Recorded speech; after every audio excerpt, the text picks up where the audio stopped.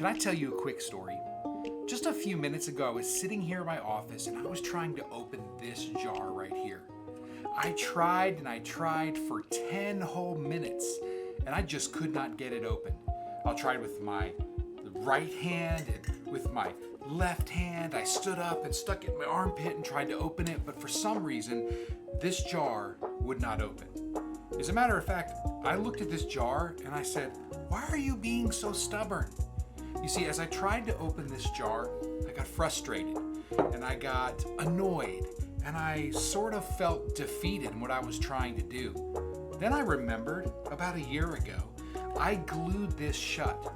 You see, sometimes in life, we feel defeated and frustrated and annoyed by things.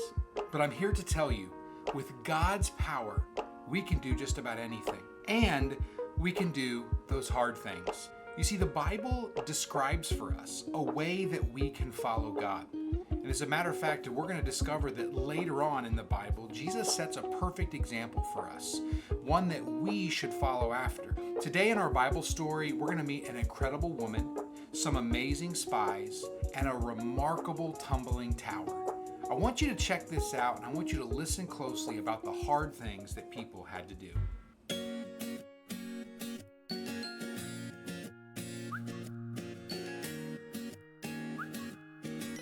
Joshua, the leader of the Israelite people, sent out 2 spies. "Scout out the land," Joshua said, "especially the city of Jericho." Jericho was a city surrounded by a tall, thick wall. The wall was carefully guarded. No one went in, and no one went out. The spies slipped into Jericho and stayed at the house of a woman named Rahab. When the king of Jericho heard that Israelite spies were in town, he sent a message to Rahab. "Bring out the men who entered your house. They are here to scout out the whole land." Rahab did not bring out the Israelite spies. Instead, she hid them on her roof under piles of dried flax plants. Then she told the king's men, "I don't know where the spies were going. Chase after them quickly so that you can catch up with them." Off went the king's men to chase the spies, who were still on her roof. Then Rahab spoke to the spies. "I know the Lord has given you this land. Everyone is afraid because of you. We have heard what the Lord has done for you. Your God is in heaven above and on earth below. Please promise to show kindness to me and my family." The men said, "We will show kindness to you when the Lord gives us this land. Tie this bright red cord to your window as a signal. Anyone in this house will be safe." Then Rahab helped the men escape from a window by lowering them down on a rope.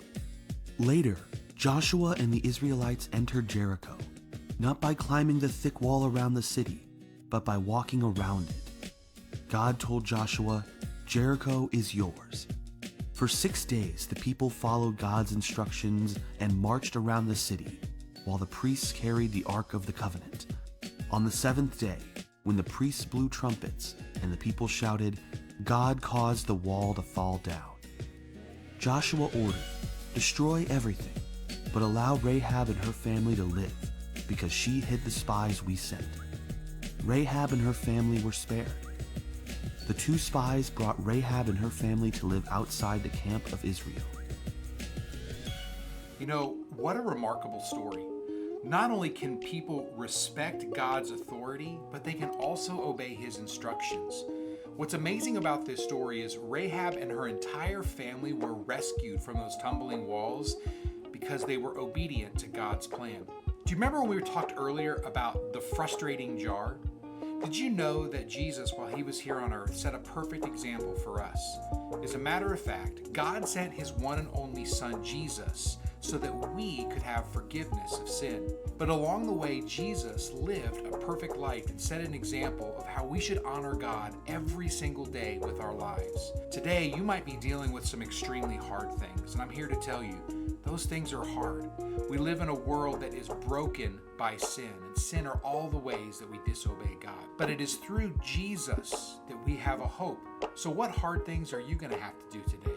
I know you're dealing with a lot, but I want you to remember that the God of the universe is on your side. He wants you to follow his plan. And if we are faithful to be obedient, he will bless us in so many ways.